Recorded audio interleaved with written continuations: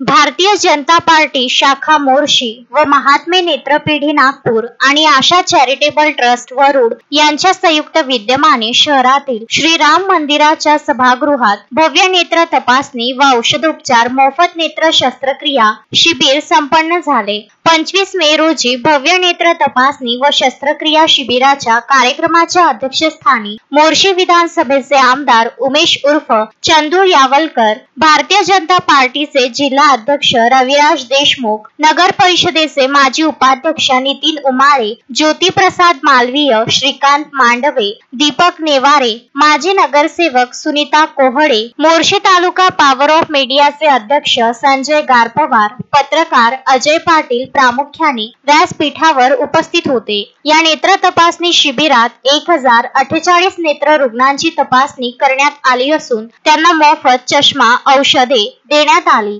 डोळ्यावर शस्त्रक्रिया करण्याकरिता 28 मे ला नेत्र रुग्ण नागपूर येथे पाठविण्यात येणार आहे। यावेळी आमदार यावलकर यांनी अनेक नागरिकांच्या तक्रारी ऐकून त्यांचे समाधान केले। या कार्यक्रमाचे सूत्रसंचालन राहुल चौधरी तर प्रास्ताविक रवींद्र उत्तर व आभार प्रदर्शन सुनील ढोके यांनी केले। यावेळी मोठ्या प्रमाणावर नेत्र रुग्ण व भारतीय जनता पार्टीचे पदाधिकारी व कार्यकर्ते मोठ्या संख्येने उपस्थित होते। संजय गारपवार, विदर्भ न्यूज, मोर्शी।